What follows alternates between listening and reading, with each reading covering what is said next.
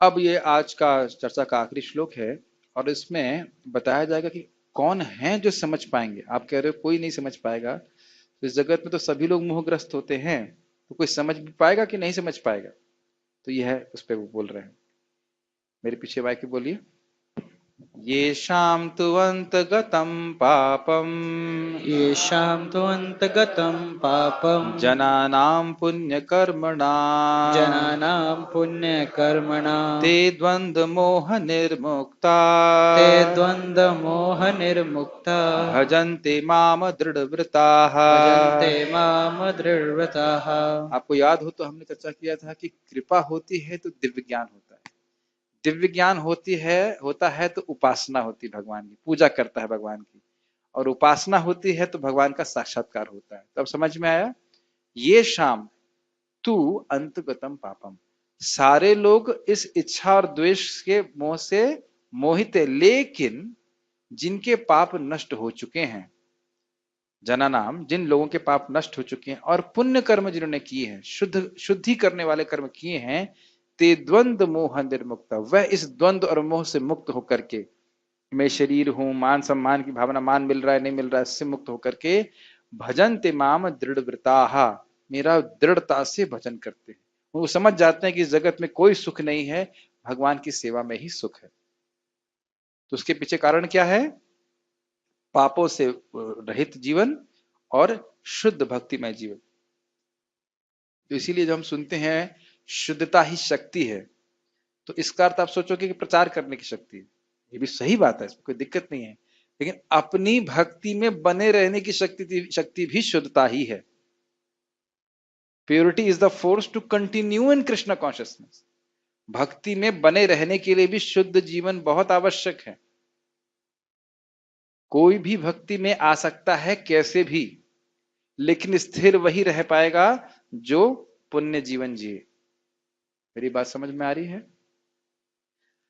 भक्तों का अनुभव है कि जब हम चार नियमों को बहुत दृढ़ता से पालन करते हैं तो अद्भुत रूप से आपको भक्ति का उत्साह अपने आप ही प्राप्त होने लगता है। जब हम भक्तों का अपराध नहीं करते, भक्तों की सेवा करते हैं, है ना, पाप से निवृत्त रहे और पुण्य कर्म किया, करने वाले कर्म किए, तो अपने आप ही प्रेरणा बढ़ने लगती है भक्ति करने की। क्या ये अनुभव है या नहीं लगता आपको? सब ऐसे आंखें ऐसे लेफ्ट राइट कर रहे हैं, पता नहीं।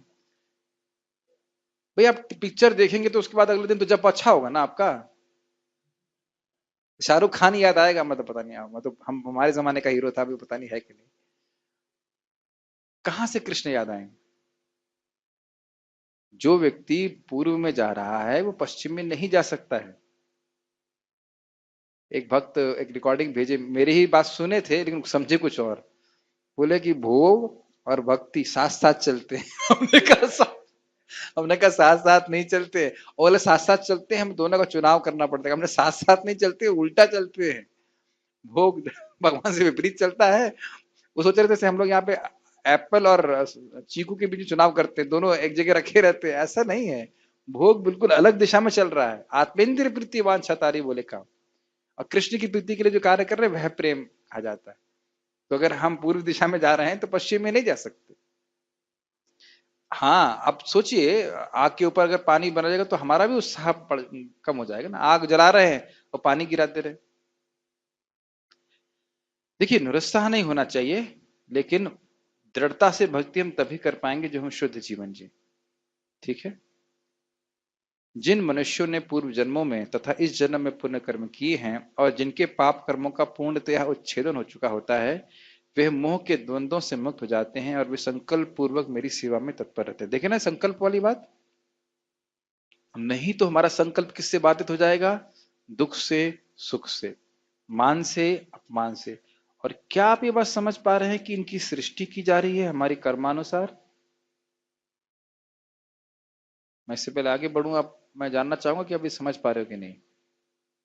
क्या आप ये समझ पा रहे हो कि मान सम्मान, सुख दुख, हानि लाभ की सृष्टि की जा रही है हमारे कर्मानुसार? नहीं समझ में आ रही बात? सुख दुख हम चाहते हैं, प्रार्थना करते हैं कि दुख आए, दुख की व्यवस्था की जाती है, जैसे हमारे प्लेट में सर्विंग की जाती है वैसे। उसी प्रकार से अपने आप ही अच्छा खाने को मिल जाता है, बुद्धि प्राप्त हो रही है, कहीं मान मिलता है और कहीं फालतू में असम्मान भी प्राप्त होता है कि नहीं? अगर उसी के बारे में हम रोते रहेंगे तो वह समय गया ना भक्ति के अकाउंट से। ये सृष्टि की जा रही है माया के द्वारा, ये समझ में आती बात? और साहब उन्होंने मेरा बहुत अपमान किया। किसका अपमान किया? एक भक्त गुस्सा हो गए थे तो मैंने बोला, उसने ऐसे मुझे बोल दिया। किसको बोल दिया? आपको देख पा रहा है जो आपका अपमान करेगा? क्या आपको देख पा रहा है आपका सम्मान करेगा? और इसके लिए आप पता नहीं समझ पा रहे हैं इस बात को, समझ ही रहे होंगे, सम्मान के लिए पूरा जीवन व्यर्थ कर देता है। भाई हमको बड़ा मानते हैं, क्या मानते हैं आप? समझ पा रहे हैं? इस शरीर को ही तथाकथित शरीर को शरीर को तथाकथित मान सम्मान, प्रभुपाद कहते हैं झूठा सम्मान, क्योंकि वह तो आपको देख ही नहीं रहा है, तो सम्मान क्या करेगा? इसके लिए व्यक्ति पूरा जीवन समर्पित कर देता। Does it make sense? ये जितना आसान हम बोल रहे हैं उतना आसान है नहीं इससे निकलना। गीता भूषण टीका। आपके इस कथन से तो लगता है कि कोई भी आपकी भक्ति कर ही नहीं पाएगा। क्योंकि हर जीव मोहित ही होता है। ठीक है। बड़ा सुंदर लिंक बनाते हैं आप, तो ऐसा बोल रहे हो कि कोई भक्ति कर ही नहीं पाएगा फिर। तो भगवान कहते हैं नहीं, जिन्होंने भाग्य से, बहुत ध्यान पूर्वक, बहुत सुंदर लाइन है, जिन्होंने भाग्य से महत पुरुषों की कृपामय दृष्टि प्राप्त करके अपने पाप नष्ट कर लिए। कैसे पाप नष्ट हुए? भक्त संग से। और जिन्होंने उन महत पुरुषों को प्रसन्न करने वाले कार्य करके उनकी कृपा को प्राप्त किया है, ऐसे व्यक्ति मेरी पूजा करते हैं। दो लाइनें इसमें समझने वाली भी, बहुत सुंदर टीका है, बहुत सुंदर टीका है। देखिए, भक्त के सामने कोई आया तो भक्त के हृदय में क्या संकल्प होता है? ये व्यक्ति भोग में पड़ा हुआ है, दुखी है, कितना अच्छा होता कि ये भक्ति करता। तो मैं समझता हूं जितने भी भक्त यहाँ उपस्थित हैं, इतनी कृपा तो आपके हृदय में उदित होती है, किसी से मिलते हैं तो आपकी इच्छा होती है काश ये भक्ति करता। क्यों भाई? चाहे हम एकदम छोटे से छोटे भक्त भी क्यों ना हो, एकदम एटॉमिक साइज के, लेकिन वह जितनी मात्रा में हमने भक्ति की है, भक्ति हृदय में आई है, ये हृदय में जरूर इच्छा आती काश ये भक्ति करते। होता है कि नहीं? तो यह है उनकी कृपामय दृष्टि भक्तों की। यह तो आपके हृदय में कभी नहीं आता होगा काश ये व्यक्ति कभी भक्ति न करता। किसी के प्रति आती है भावना? अभी तो आप ये देखेंगे कि जो जिन्होंने आपके संग बुरा भी किया हो, उनके प्रति भी हमारे हृदय में इच्छा आती है, अरे वो उनको पता नहीं था कि वो क्यों क्या कर रहे हैं, काश वे भक्ति कर रहे होते तो अच्छा होता। आप मेरी बातें समझ पा रहे होंगे? जैसे बुरा से बुरा व्यक्ति के बारे में भी आप सोचेंगे कि काश वो भक्ति कर पाता। होता है कि नहीं होता है?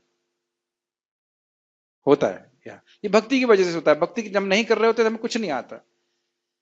तो अब यहाँ पे बात यह है कि उस कृपामय दृष्टि को प्राप्त करके व्यक्ति के हृदय में भक्ति देवी की कृपा उससे प्राप्त हो जाती है। भक्त की इच्छा आई है तो उस वजह से भगवान उस पर कृपा करते हैं, उसको भगवान की बात समझ में आने लगती है। अब वह भक्तों के प्रति आकृष्ट होता है। महाराज बहुत सुंदर समझा रहे थे कि साधु संग, श्रद्धा होती है, कुछ अच्छा लगा उसको, और फिर वो साधु संग करता है। साधु संग का मतलब साधुओं में आसक्ति, साधुओं से बार बार मिलने की इच्छा होती है, उनके संग बैठने की इच्छा होती है। केवल हरे कृष्णा करने से उतना अच्छा नहीं होता।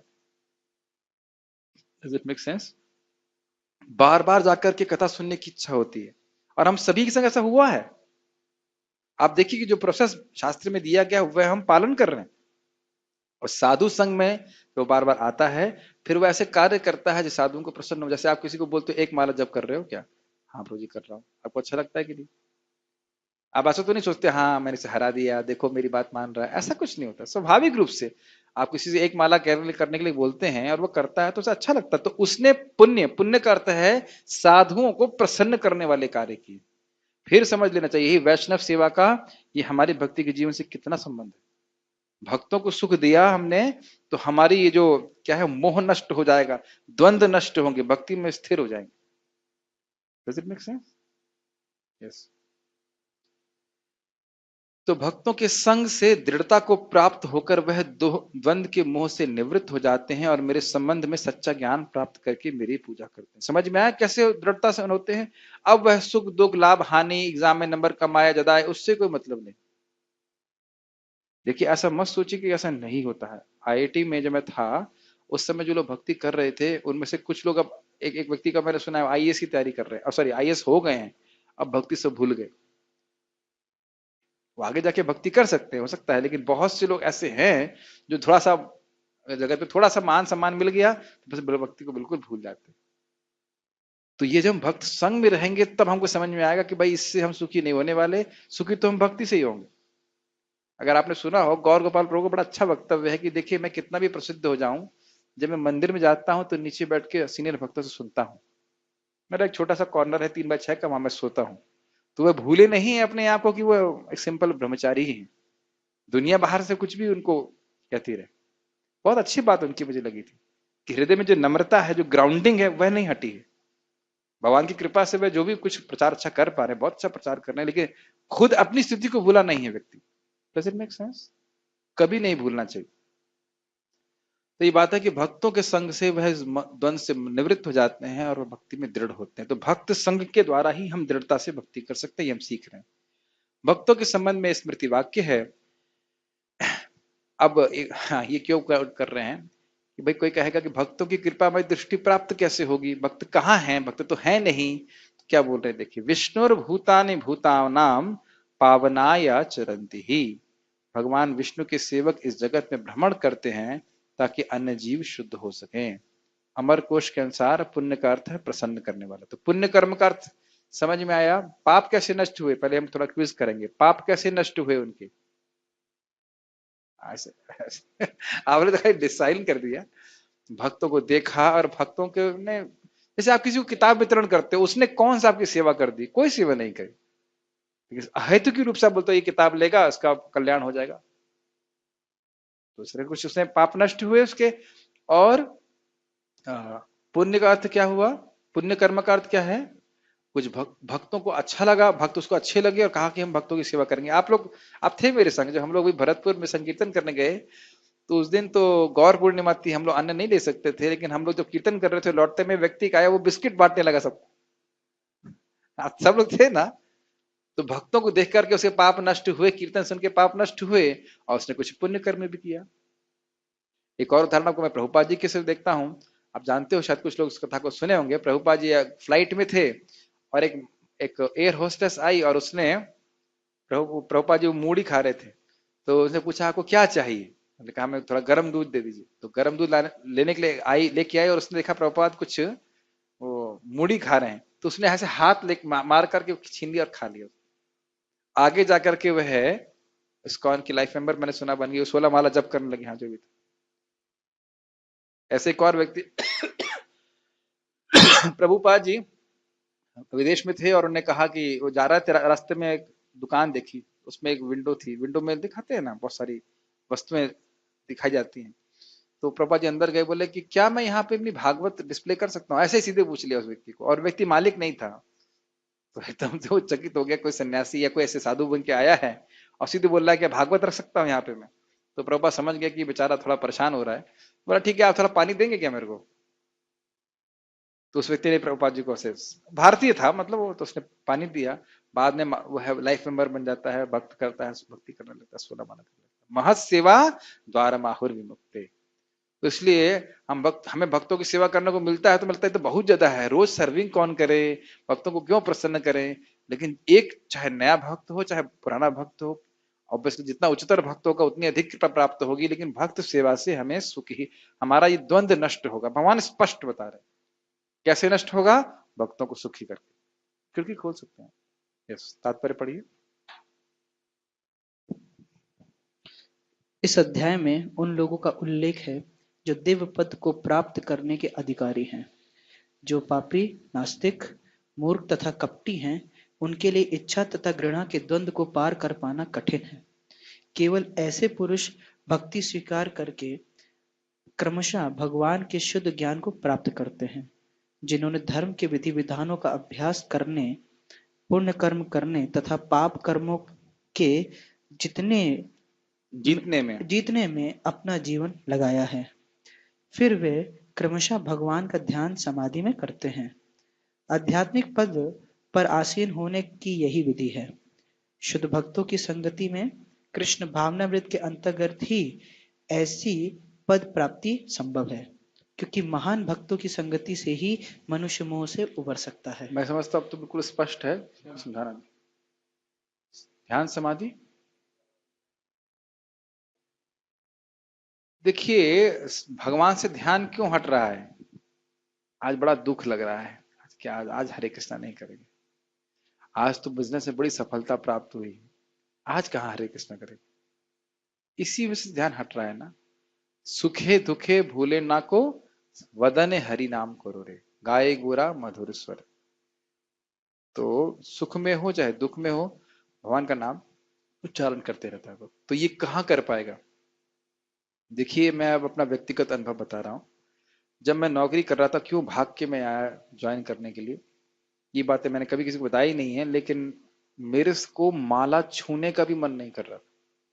एक दिन ऐसा हुआ था, अपितु मेरे साथ में जो 5 लोग कर्मी लोग थे, वो मुझे बोलने चलो माला करते हैं चलो कीर्तन करते हैं। मेरे को इतनी शर्म आ रही थी, क्योंकि ऐसा हो जाता है, आप भक्तों के संग रहते हो, इतना ऐसे एक जैसे होता है ना समुद्र की एक लहर, वो दबा देती है। बहुत परेशान हो गया था, क्योंकि हम साधना किए थे, तो मैं उसका अनुभव भी था। तो ये भक्त संग में ही इस प्रकार के मोह से हम मुक्त हो सकते हैं। कोई बीमारी नहीं थी, कोई कठिनाई नहीं थी, लेकिन हम रोज सुबह उठ नहीं पाते थे। तो इस प्रकार से भक्त संग में ही हम लोग जो है इस मोह से मुक्त हो सकते हैं कि आज ठंड है तो तभी भजन करना है, गर्मी है तो भी भजन करना है, मन नहीं लग रहा तो भी भजन करना है, मन लग रहा तो भजन तो करना ही है। आप लोग अनुभव नहीं कर रहे इस लॉक जो भी सब चल रहा है, अगर हम लोग भक्त संग में नहीं होते तो ना हम कुछ भक्ति ठीक से कर पाते। भक्ति करना छोड़ दीजिए, 6 बजे से पहले उठ नहीं रहते, अगर उठ जाते तो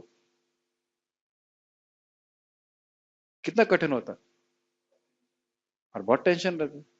तो भक्त संग में है, इसलिए आप अभी देख लो, भक्त संग में है तो उतनी परेशानी का अनुभव, कुछ कुछ भी परेशानी का अनुभव नहीं हो रहा। थोड़ा प्रसादम अच्छा नहीं होगा बस, लेकिन उतना परेशानी का अनुभव नहीं हो रहा है जितना कि बाहर के लोगों को कष्ट हो रहा है। ये बहुत इंपॉर्टेंट है। जितना हम भी समझ लें कि हम भक्त संग के बिना जिंदा ही नहीं रहेंगे भक्ति में, उतना उसके महत्व को समझ पाएंगे, उतना ही भक्तों के प्रति अपराध नहीं करेंगे। समझ में आ रहा? ये बहुत बड़ा गिफ्ट को क्या बोलते हैं, उपहार है भगवान का। अगर अपराध करते हैं तो भगवान उस उपहार को छीन भी सकते हैं। प्रेरणा देंगे तुम बहुत परेशान कर रहे हो, चलो दूर चले जाओ। वो माया में देखो बहुत अच्छी चीज है, वहां जाके देखो। ये मजाक नहीं बोल रहा हूं मैं, देखा है मैंने, देखा है।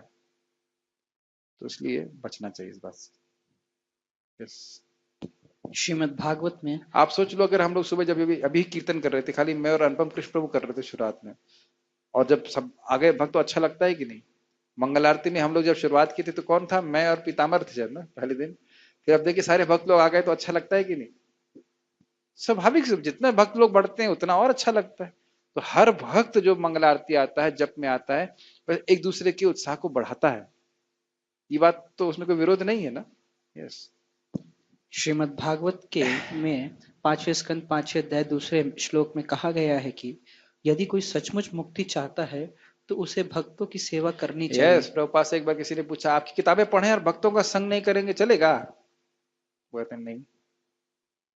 यहां तक और कठोर सुनिए, चौथा स्कंद में प्रभुपाद कहते हैं जो भक्तों का संग नहीं करता उसकी भक्ति की क्रियाएं भौतिक क्रियाओं से अलग नहीं होती हैं। भक्ति की क्रियाएं भी भौतिक क्रियाओं से अलग नहीं होती।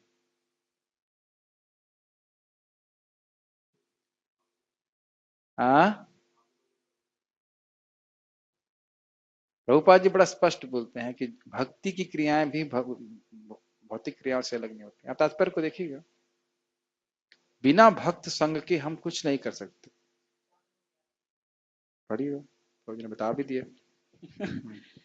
महत सेवा द्वारम आहुर विमुक्ते। किंतु जो भौतिकवादी पुरुषों की संगति करता है वह संसार के गहन अधिकार अच्छा, की ये ओर। भक्त संग, साधु संग कब, कौन से भक्ति के लेवल तक करना होता है? मैं समझता हूं जब तक रुचि नहीं प्राप्त होती तब तक करना होता है, उसके बाद से ना करना होता है। एक बार रुचि प्राप्त हो जाए फिर साधु संग की जरूरत नहीं है। प्रेम के पे भी, भगवत प्रेम प्राप्त होने के बाद भी साधु संग की आवश्यकता है। और पता है मैं साधु संग क्यों खराब लगता है? क्योंकि कहीं कहीं, इस एग्जाम्पल, कहीं कहीं हमारे मिथ्या अहंकार को ठेस पहुंचती है। हम सोच रहे होते हैं कि हम बहुत अच्छे भक्त हैं, और कोई सीनियर भक्त आके आपको बोल देगा नहीं तुम ठीक नहीं कर रहे हो। जैसे मान लो हम जब में सो रहे हैं, अब रूम में सो रहे हैं तो कोई मना करेगा? रूम तो बोलेगा नहीं कि आप सो रहे हो। और कदाचित हम शुरू, आज एक भक्त सो रहे थे जब में, तो मैंने ऐसे मुड़ के देखा, कुछ बोला नहीं, मैं देखता रहा। कभी आप किसी भी देखते रहो तो समझ जाएगा कि आप देख रहे हो। मैं देखता रहा, फिर उनकी नींद खुली, फिर उन्होंने हल्का सा मुस्कुराया, वो मुस्कुराए, फिर हमने जब करे। नहीं, अभी नाम नहीं बताऊंगा। तो द पॉइंट इज दैट कि ये सब हम एक दूसरे की मदद कर रहे हैं। अफेक्शन है, अफेक्शन है। ये लोग सोचते हैं कि, और कभी मैंने एक भक्त को देखा है, भक्त सो रहा था, उस भक्त, दूसरे भक्त ने आके जगाया उसको। नहीं, मैं तो नहीं सो रहा था। नहीं, क्यों जगा रहे हो? कोई आपको पागल तो ही ना, आप सो नहीं रहे थे, बड़े से माला करेंगे, कोई जगाएगा? तो इस प्रकार से लोग बहुत बार सोचते हैं हम अकेले में भजन करेंगे, भक्ति करेंगे, ताकि कोई उनको कुछ गलत हो रहा हो तो कोई कहे नहीं। जैसे महाराज हमारे बता रहे थे कि भरत महाराज अगर भक्तों के संग में जब कर रहे होते और हिरण के पीछे मतलब जो मोहित हो जाते, तो भक्त बोलते अरे यू आर ऑफ, क्या कर रहे हैं आप? तो ये बहुत महत्वपूर्ण है कि भक्त संग में रहें, ताकि हम, ध्यान दीजिएगा, जब हम माया में होते हैं तो हमको मालूम नहीं चलता कि माया में है। Does it make sense? तो इसलिए कोई बताने वाला रहे कि बता दे भाई तुम ये गलत कर रहे हो, ये चीज ठीक नहीं। यस। किंतु जो भौतिकतावादी पुरुषों की संगति करता है, वह संसार के गहन अधिकार की ओर हाँ, अग्रसर अंधकार की ओर अग्रसर होता रहता है। संसार के गहन अंधकार अर्थात मैं कौन हूं, अपने स्वरूप की पूरी तरह से विस्मृति। ये बात हम सुन तो लिए हैं, क्या हृदय में जा रही बात कि मैं अगर भक्त संग में नहीं रहता हूं तो बिल्कुल भूल जाता हूं कि मैं किसका दास हूं, वास्तविक रूप से। माया का नहीं, भगवान का दास हूं ये भूल जाता हूं, और याद यही रहता है कि माया के जितने उत्पादन है उनका दास हूं। ये बात ध्यान रखिएगा कि हमें समर्पण होना आता है और हमेशा हम समर्पित रहते हैं। Make sense? लेकिन भगवान को ही समर्पित रहना है, इसकी शक्ति मुझे भक्त संग में ही प्राप्त होती है। पढ़िए। तमोद्वारम योषिताम संगी संगम। भगवान के सारे भक्त कितने विश्व। लोग का अनुभव है, जब आप लोग घर जाते हैं तो एक चीज बहुत खराब लगती है, और वह है जप। कुछ भक्त लोग बोल, मैं भी जब घर अपने जाया करता था तो मुझे बिल्कुल जप करने का मन नहीं करता। इसमें घर का दोष नहीं है, कुछ ऐसा होता ही है कि भक्त का संग अगर नहीं होता है, भक्तों का संग नहीं होता है, तो हम नहीं कर पाते। और अगर कर भी रहे होते तो हाफ हार्टेडली करते हैं। अगर आप रूम में बैठ के कुछ, चलिए अब उस पर क्या बोला जाए, रूम में बैठ के जब कर रहे हैं और कंप्यूटर भी कुछ पढ़ रहे हैं, कुछ भी कर रहे हैं, कौन देखने वाला है? समाज में आदमी शर्म के मारे भी अच्छे से माला करता है, दिखाने के लिए, प्रभु जी क्या सोचेंगे मैं कैसे कर रहा हूँ, सो रहा हूँ। पढ़िए। भगवान के सारे भक्त विश्व भर का भ्रमण इसलिए करते हैं जिससे वे बद्ध जीवों को उनके मुंह से उबार सकें। मायावादी यह नहीं जान पाते कि ये बहुत अद्भुत बात है, लाइन बहुत सिंपल लगती है, लेकिन हृदय में इस बात को हम धीरे धीरे उतारें तो बहुत अच्छा होगा कि मेरे जीवन का लक्ष्य बस यही है, भक्ति करना और भक्ति करवाना। और कोई एस्पिरेशन इस जगत में नहीं रखनी चाहिए जब तक हम इस जगत में हैं।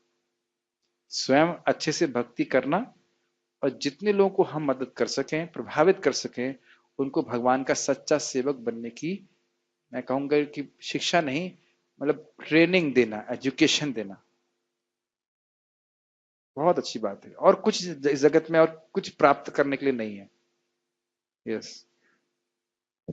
मायावादी यह नहीं जान पाते कि परमेश्वर के अधीन अपनी स्वाभाविक स्थिति को भूलना ही ईश्वरीय नियम की सबसे बड़ी अवहेलना है।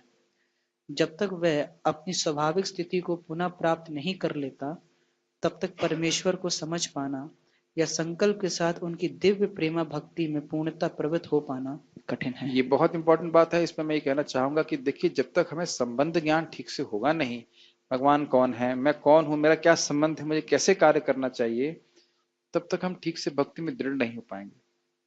मैंने कल भी समझाया था कि भक्ति में जो श्रद्धा है वो कथा के द्वारा आती है। तो वो जब हम कथा नहीं सुनते हैं या वंस इन अ वीक सुनते हैं, जैसे भी थोड़ा थोड़ा सुनते हैं, तो फिर हमारी जो श्रद्धा है वो भक्ति में धीरे धीरे लुप्त होने लगती है। हमें लगता है ठीक है, नहीं भी करेंगे तो क्या दिक्कत है, इस प्रकार की भावना है। तो इसलिए आवश्यक है कि हम लोग भक्त संघ में नियमित रूप से कथा श्रवण को सेवन करते हैं। कोई प्रश्न है? Stop here. श्रीमद् भगवद गीता की जय। श्रील प्रभुपाद।